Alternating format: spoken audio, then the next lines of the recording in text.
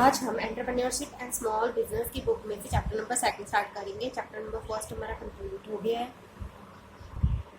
Chapter number 1 का मैंने पूरा समझाया है, पॉइंट टू पॉइंट समझाया है, हर पॉइंट को एक्सप्लेन किया है, ठीक है। बुक में से कराया है, अब आप वो वीडियो देख सकते हो। उससे रिलेटेड मैंने 10 वीडियो बना दी होंगी, हर टॉपिक की अलग वीडियो का और अच्छे से एक्सप्लेन किया है। आज हम सेकंड चैप्टर स्टार्ट करेंगे। सेकंड चैप्टर में भी मैं अलग अलग वीडियो के पार्ट बनाऊंगी।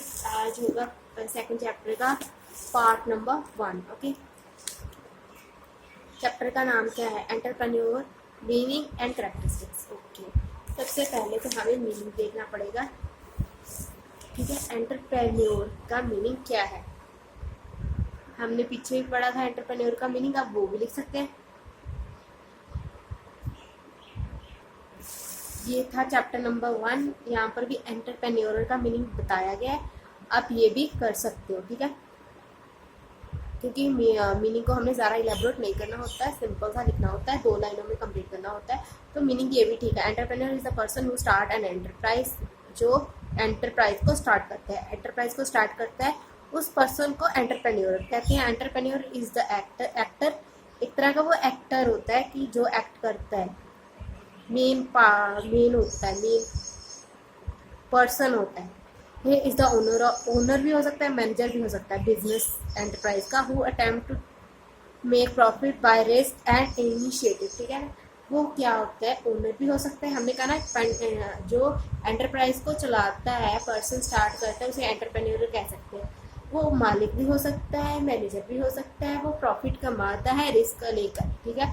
और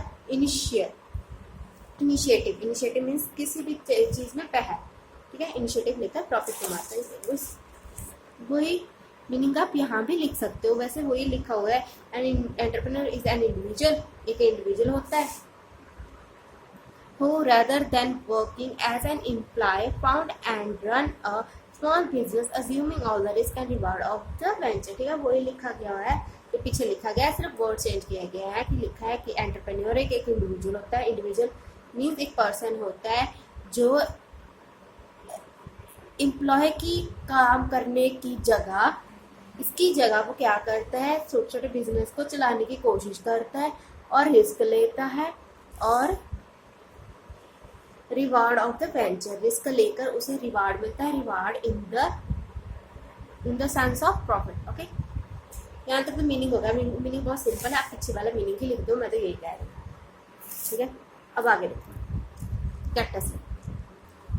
देखो, ये एंटरप्रेन्योर के कैरेक्टरिस्टिक्स है। मीन्स क्या, कैसा नेचर होना चाहिए उस पर्सन का जो बिजनेस चलाता है, ठीक है। उसका नेचर बताना है, कैरेक्टरिस्टिक्स बताना है, फीचर बताने हैं, सिर्फ उस पर्सन की बात करनी है। अब देखो, पर्सन जिसने बिजनेस चलाना है वो कैसा होना चाहिए? इनोवेटिव होना चाहिए, कलाकार होना चाहिए, न्यू चीज़ें आनी चाहिए, न्यू चीज़ें ट्राई करनी चाहिए, ठीक है। रिस्क टेकर होना चाहिए वो पर्सन, उसे रिस्क लेना चाहिए। गुड ऑर्गेनाइजर होना चाहिए, उसे सारे काम अच्छे से करने चाहिए, मतलब ऑर्गेनाइज वे से करने चाहिए, ठीक है। काफ़ी सारे पॉइंट है, ये अगले पेज पर चार्ट बना हुआ है इसके ऊपर। तो हम पहले पॉइंट को एलैबोरेट करते हैं, ठीक है। Innovator, entrepreneur are instrumental in introducing a new method, new products, new market, conquest, new source of raw material and new form. और देखो, हमने कहा ना, इनोवेटर होना चाहिए, न्यू तरीके ढूंढने चाहिए। न्यू कैसे तरीके? कोई न्यू मेथड ढूंढ लिया, कोई न्यू प्रोडक्ट बना दिया। न्यू प्रोडक्ट तो आजकल बहुत आ रहे हैं, न्यू प्रोडक्ट बना दिया। नई मार्केट ढूंढ ली प्रोडक्ट के लिए, जो पहले जहाँ पर प्रोडक्ट अवेलेबल नहीं था, जिस जगह पर उस जगह पर भी प्रोडक्ट ले आए। रॉ मटेरियल का अलग सोर्स निकाल लिया। रॉ मटेरियल का अलग सोर्स क्यों निकाल लिया? क्योंकि काफ़ी सारे रॉ मटेरियल ऐसे हैं जो कि ख़त्म हो जा रहे हैं, ठीक है। और वो ख़त्म हो गए तो बिजनेस तो बंद हो जाएगा, इसलिए वो अलग अलग वे ढूंढने हैं कि रॉ मटेरियल के अलग अलग कौन से सोर्सेज हैं। New formation of industrial unit, new industry unit बना ली, ठीक है। They are the people who value business as a mean and sign of achievement, मतलब उसमें ये होना चाहिए कि मैंने अचीवमेंट लेनी ही लेनी है। सेट कर दिया गोल, ऑब्जेक्ट, एम सेट कर दिया, उन्हें अचीव करना ही करना है। Entrepreneur is a basically an innovator who carrying out new combination to initiate and accelerate the process of longer, ठीक है। इसमें देखो, कहते हैं ये एंटरप्रेन्योर बेसिकली क्या है कि इनोवेटर होता है मतलब न्यू न्यू चीज़ें ट्राई करता है, जो कि क्या करता है, इस न्यू न्यू चीज़ें बनाता है, सारा कुछ करता है, उससे क्या होता है, इकोनॉमी की डेवलपमेंट होती है। ठीक है, आगे देखो रिस्क टेकर। रिस्क टेकर क्या है? रिस्क का मतलब क्या होता है? अनसर्टेनिटी। ठीक है, कोई नहीं जानता कि आगे फ्यूचर में क्या होगा। ठीक है, it is condition of not knowing the outcome of the action and decision. ठीक है, रिस्क क्या होता है? अनसर्टेनिटी। कोई नहीं जानता कि आगे क्या होगा, जो हमने डिसीजन या एक्शन लिया उसका रिजल्ट क्या होगा, कोई नहीं जानता, उसे भी हम क्या कहते हैं? रिस्क ही कहते हैं। ठीक है, एंटरप्रेन्योर कैलकुलेट करता है रिस्क को, वो एंटरप्रेन्योर ही फेस करता है रिस्क को, अनसर्टेनिटी को, और अज्यूम करने की कोशिश करता है कि रिस्क इतना होगा। कैलकुलेट करता है तो अज्यूम भी करेगा ही। ठीक है ना, वो रिस्क लेता है और उसे रिवार्ड मिलता है, ठीक है। और ये भी बात है कि जितना बड़ा रिस्क होगा, in order to highest order of availability need to bear heavy risk and they will earn high gain. ठीक है, जितना ज़्यादा वो रिस्क लेगा उतना ज़्यादा उसे क्या होगा? गेन होगा। ठीक है, entrepreneur like to take a realistic risk because he wanted to successful. ठीक है ना, उसे सोच समझकर ही एंटरप्रेन्योर सोच समझकर ही रिस्क लेता है, क्योंकि वो चाहता है कि वो सक्सेसफुल हो। ठीक है ना, हाई रिस्क है तो हाई गेन है। आगे देखो, गुड ऑर्गेनाइजर। वो गुड ऑर्गेनाइजर होता है, organiser means availability of building a sound organisation. ठीक है, गुड ऑर्गेनाइजर क्या होता है? जो अच्छे से इंडस्ट्री को चलाए और मजबूत बनाए। ठीक है ना, मजबूत इन द सेंस कि ऑर्गेनाइजेशन में कोऑर्डिनेशन हो, ऑर्गेनाइज मैनर से काम हो, मैनेज द अदर फैक्टर्स, बाकी जो फैक्टर्स हैं, लैंड, लेबर, कैपिटल, उन्हें अच्छे से क्या करें? मैनेज करें। वो किस पर डिपेंड करता है? एंटरप्रेन्योर पर। ये एंटरप्रेन्योर का नेचर होना चाहिए, होता भी है, तभी ऐसा नेचर होता है, तभी एंटरप्रेन्योर बनते हैं। It also refers to the ability to think out and start business. ठीक है, एंटरप्रेन्योर का दिमाग ऐसा होता है, वो हमेशा आउट ऑफ द बॉक्स सोचता है और एक नया बिजनेस स्टार्ट कर देता है। ठीक है ना, it obtain factor of production from the society and supply the finish goods to the society. वो जो एंटरप्रेन्योर होता है, वो रॉ मटेरियल कहाँ से लेता है? सोसाइटी से लेता है, क्योंकि वो खुद तो करते हैं सारी, जो रॉ मटेरियल होता है वो सोसाइटी से लेते हैं। सोसाइटी इन द सेंस कहीं ज़मीन होगी, कोई पर्सन हो गया, लेबर भी तो बाहर से ही आती है, बाहर से सोसाइटी से ही लेबर आती है, सोसाइटी से रॉ मटेरियल लेता है, सोसाइटी को ही फिनिश गुड प्रोडक्ट प्रोड्यूस कर। ठीक है, और गुड ऑर्गेनाइजेशन में एक चीज़ और आती है, ये ही एंटरप्रेन्योर पर ये भी डिपेंड करता है उसने क्या प्रोड्यूस करना है, कितना प्रोड्यूस करना है, कब प्रोड्यूस करना है, कैसे प्रोड्यूस करना है, ये भी एंटरप्रेन्योर पर ही डिपेंड करता है। और ये फीचर गुड ऑर्गेनाइजर में आता है कि उसने क्या प्रोड्यूस करना है, कब प्रोड्यूस करना है, कितना प्रोड्यूस करना है और कैसे प्रोड्यूस करना है। ठीक है, and this entrepreneur are a person who initially organise, manage and control. ये पहले भी पढ़ लिया, फर्स्ट लाइन पे एक्सप्लेन किया गया। ओके, देखो इसके कैरेक्टरिस्टिक बहुत ज़्यादा है। ठीक है, पहले एक वीडियो में ये कराऊंगी, दूसरी वीडियो में ये कराऊंगी, नई वीडियो बहुत लंबी बन जाएगी। अभी 8-9 मिनट की होने वाली है, इसलिए पहले ये करेंगे, अगली वीडियो में ये करेंगे। हमने इनोवेटर कवर कर लिया, रिस्क टेकर भी कवर कर लिया, गुड ऑर्गेनाइजर भी कवर कर लिया। अब हमने ये कवर करना है, अगली वीडियो में ये करेंगे। ठीक है, अब हमने करना है self confidence, decision making, visioner, hard working, goal setter, change agent, और क्या लास्ट? Achievement oriented. ये अगली वीडियो में। चलो पहले देखते हैं self confidence. Self confidence, it is essential to be self confidence for an entrepreneur. Self confidence बहुत ज़रूरी होता है एंटरप्रेन्योर के लिए। He should have faith in himself and his ability. Entrepreneur को अपने आप पर और अपनी काबिलियत पर विश्वास होना चाहिए। Only self confidence entrepreneur can trust other and can delegated has authority to other. जिस एंटरप्रेन्योर को अपने आप पर भरोसा होगा वो ही दूसरों पर ट्रस्ट करेगा और अपनी जिम्मेवारी, डेलीगेटेड मीन्स बांटना, अपनी जिम्मेवारी बांट देगा दूसरों में। He should have the confidence to implement the change. उसके पास कॉन्फिडेंस होना चाहिए कि वो जो भी चेंज आ रहा है उसे भी इम्प्लीमेंट करे। इम्प्लीमेंट लागू करना पंजाबी।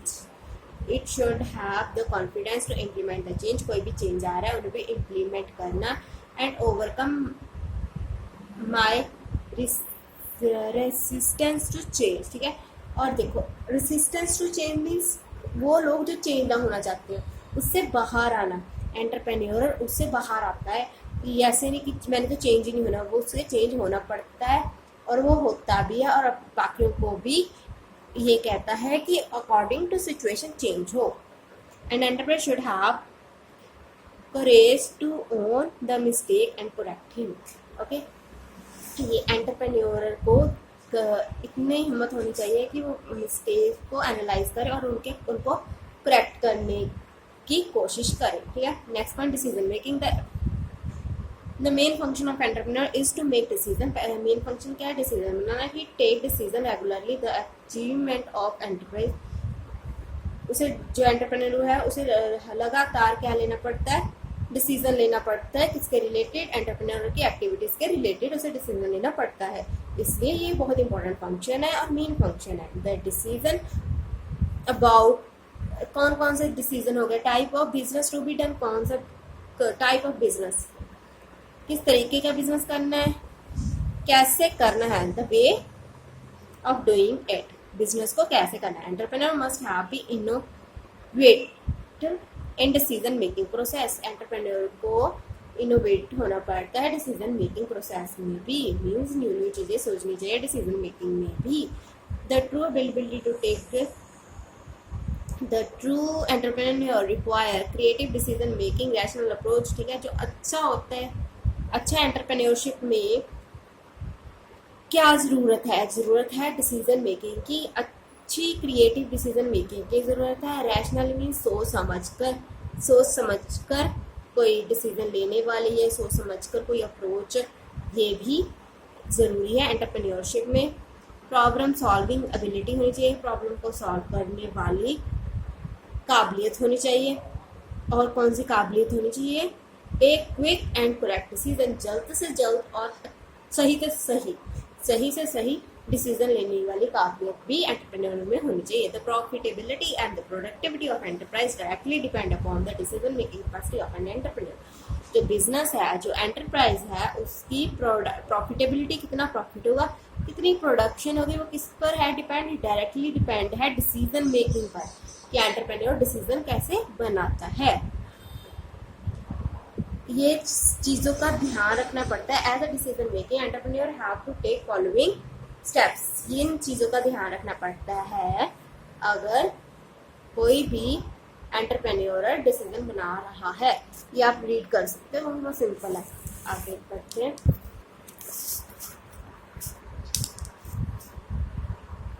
नेक्स्ट पॉइंट है विजनरी। विजनरी मीन्स दूर का सोचना। Every entrepreneur has a vision for growth and development. Her entrepreneur को ग्रोथ और डेवलपमेंट के बारे में ही सोचना चाहिए। An entrepreneur is one who incubate new ideas, start his enterprise with these ideas and proved add value to social business and independently initiative। ठीक है, इसमें बताया गया है कि जो एंटरप्रेन्योर होता है वो न्यू आइडिया से एंटरप्राइज स्टार्ट करता है और एक अच्छी सोसाइटी को अच्छे प्रोडक्ट देता है जो उनके लिए वैल्यू ऐड करती है, मीन्स उनके लिए फ़ायदा ही फ़ायदा पहुंचाती है। ठीक है, हार्ड वर्किंग जो एंटरप्रेन्योर होता है उसे हार्ड वर्किंग होना चाहिए। ठीक है, उसे हार्ड वर्क से डरना नहीं चाहिए। उसके लिए एक ही प्रिंसिपल होना चाहिए, hard work is the key to success. ठीक है, मेहनत ही सफलता की कुंजी है। ठीक है, उसको ये प्रिंसिपल पर काम करना चाहिए। वही लिखा है, successful entrepreneur are hard working. जो सक्सेसफुल एंटरप्रेन्योर होता है वो हार्ड वर्किंग होता है, driven by their desire to excel by putting long hour of work. ठीक है ना, उसे ज़्यादा से ज़्यादा अपना टाइम काम को ही देना चाहिए। गोल सेटर, ठीक है, एंटरप्रेन्योर को सेट करने चाहिए गोल और उसे स्ट्राइविंग फॉर गोल, उन्हें प्राप्त करने की भी इच्छा होनी चाहिए। They may not always achieve this goal, जरूर कई बार वो गोल को अचीव नहीं कर पाता। It is more important for entrepreneur is that of setting meaningful goal. देखो मेन पॉइंट क्या है, मेन पॉइंट है कि वो कई बार अचीव नहीं कर पाता है, इसलिए उसे हमेशा मीनिंगफुल सेट ही करने चाहिए गोल। ये नहीं है कि उसे वो गोल मोटिवेशन में आके वो गोल सेट कर लेना चाहिए, वो अचीव नहीं कर सकता। हमेशा रैशनल गोल ही रखने चाहिए। तो एंटरप्रेन्योर में merely select a new meaning goal reward planning, ठीक है, ये सारा लिखा गया है कि उसे गोल को अचीव करना चाहिए। Change agent. An entrepreneur also acts as a change agent by recognizing the needs and requirement for change and take steps to initiate the change, ठीक है, change agent होना चाहिए। change agent का मीन्स अगर needs और ज़रूरतें change हो रही हैं तो उसे अपने टास्क वगैरह स्टेप वगैरह इनिशियल जो उसने लेना है वो भी उसे चेंज करने चाहिए। उसे किसी एंटरप्रेन्योर को he has to estimate the critical factor responsible for change, उसे देखना भी चाहिए कौन सा फैक्टर है जिसकी वजह से चेंज आ रहा है। Study the inflation of this factor, जो फैक्टर की वजह से चेंज आ रहा है उन्हें स्टडी करना चाहिए। On the prevailing and future working of the, ठीक है, उनका क्या असर होगा at present and future working condition of enterprise पर उनका जो फैक्टर चेंज हो रहे हैं उनका क्या असर होगा आज और आने वाले कल में, ठीक है। The entrepreneur identify the various opportunity provided by the fast changing environment and explore them in the best interest of the enterprise, ठीक है। इसमें क्या लिखा गया है, जो एंटरप्राइज है उसे काफ़ी सारी अपॉर्चुनिटी देखनी चाहिए जिससे उसे फ़ायदा हो जाए, जो इन्वायरमेंट चेंज हो रहा है उसमें भी उसे फ़ायदा हो जाए, ठीक है।